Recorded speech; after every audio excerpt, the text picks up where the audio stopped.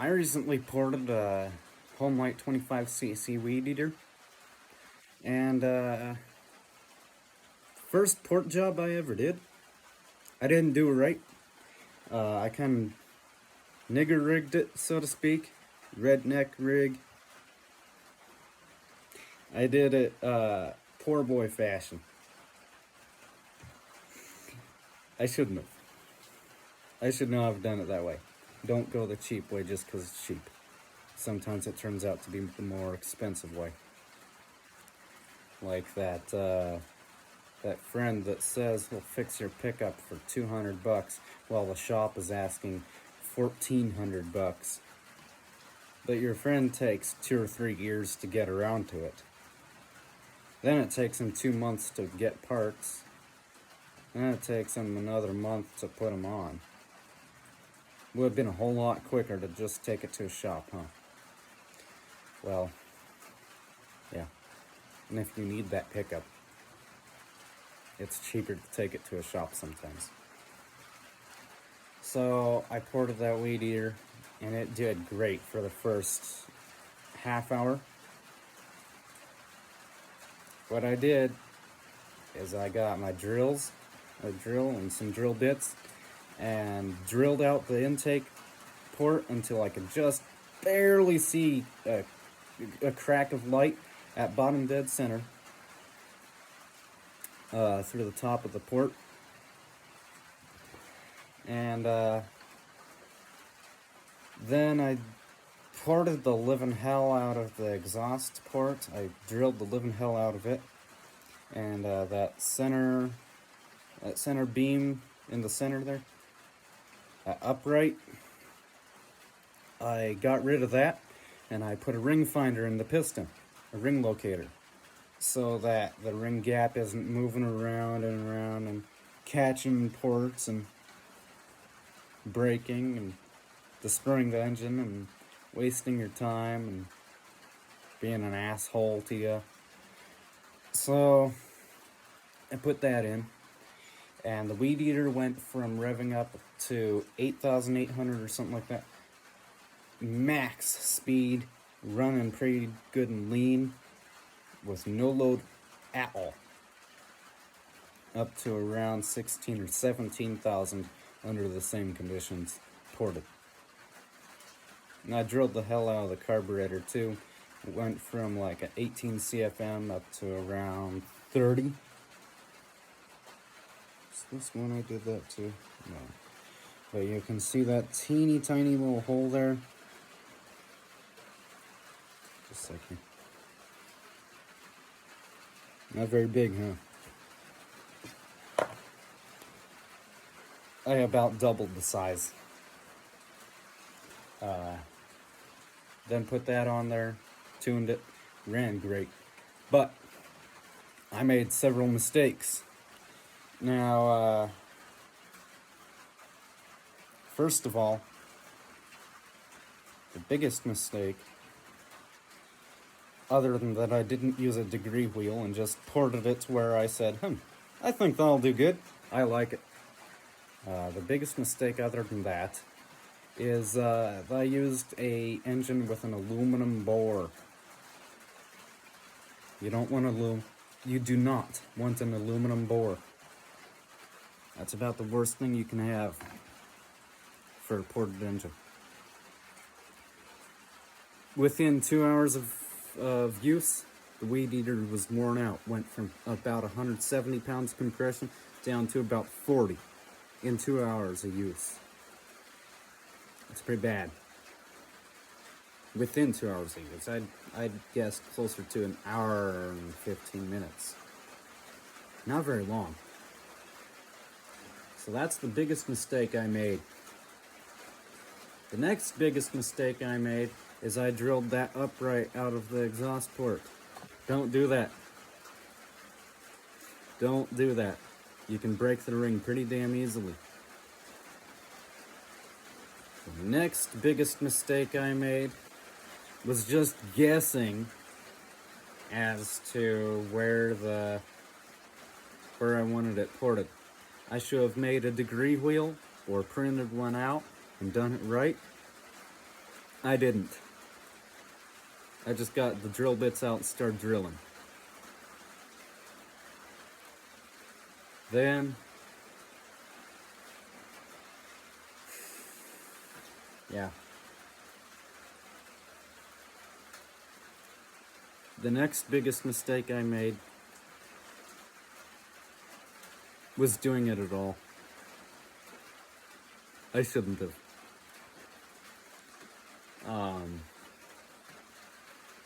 So basically, long story short, what I've found out so far. Now I knew this one thing from the start.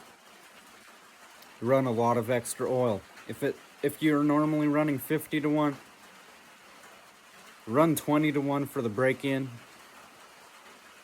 It helps a lot. Breaks in slower, but lasts a lot longer. Run a lot of extra oil during break-in. I don't care what oil brand you're using. I don't give a shit. Use a lot of extra. You cannot possibly have too much oil if you tune the carburetor to match. You can't. It's not possible. Well, it is. It is technically possible, but you'd have to run it like 1 to 1. That'd be too much oil. When the engine is no longer capable of running because it has not enough gasoline, that's too much oil. But if you're being reasonable, it's impossible to give it too much oil. That's reason number 1. Or that's thing number 1. Number 2, get a weed eater or chainsaw with a cast iron or chrome bore. They don't wear out very quick. Aluminum wears out very quickly. 3, get one with a ring finder, a ring locator in the piston. Yeah. If it doesn't have one already, put one in there, or you're gonna break rings very quickly. 4, use a degree wheel. Unlike I did. Use a degree wheel, or else it'll end up like shit. 5, replace the spark plug with a much hotter spark plug, because as it's pulling in more air and fuel, it's going to compress more. More compression equals higher temperatures. Higher temperatures mean that you need to get a hotter spark plug, or you'll fry spark plugs very quickly, and you're going to be going through like $100 of spark plugs in less than an hour of operation. So I would recommend replacing that Champion CJ7 or whatever it has stock with something a lot hotter. Temperatures went from an average of about 200 or 250 degrees Fahrenheit up to around 450 degrees Fahrenheit at full operating speeds and normal operating conditions after porting. So yeah, those are the 5 basic things when you're testing it out. Just something I did is I wired the throttle wide open while the engine was off. I started it up and ran after filling the gas tank about half or a third or half full. I started up the weed eater and ran. Stayed away from being in line with the flywheel, because if it would have blown up and I would have been in line with the flywheel, that would have flippin' hurt. They can kill you pretty easily. If that flywheel blows up, think about it. That's 16,000 RPMs possibly even more. Some of them run 30,000 RPMs. Depending on how much you're porting, it could exceed that. you're going to have to use a really low octane fuel so as to get a quicker burn. Higher octane fuel burns slower, a lot like diesel. You want low octane fuel for fast burn. But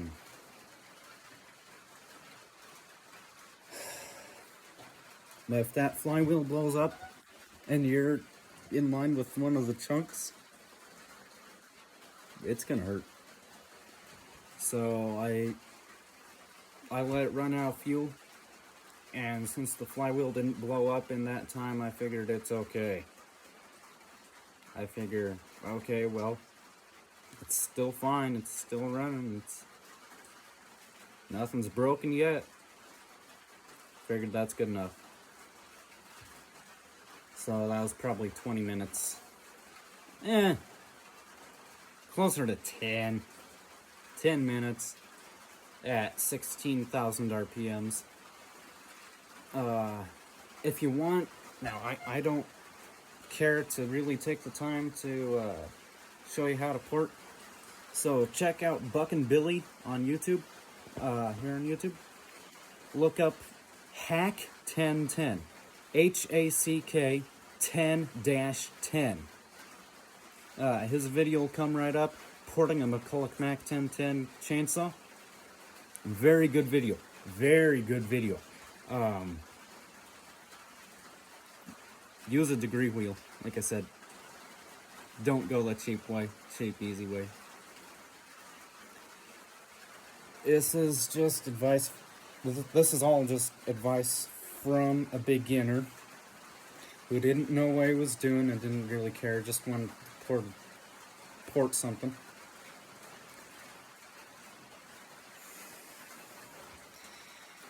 This is advice from a beginner for beginners. It's not to be taken on a professional level. Just to get you started, let you know what not to do. And for those of you who have been following me on YouTube, I have been cleaning up my shop somewhat. Got a shelf installed over there. I have about $1,400 in tools or more over there, on that one shelf. I have about, on that one, about the same. Well, hope you enjoyed the video. Have a nice day. Please hit subscribe if you haven't already. I'd very much appreciate it. Thank you. By the way, when someone says hit or smash the subscribe button, like and subscribe, don't smash it.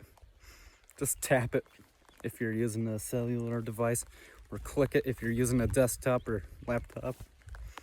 Don't smash it.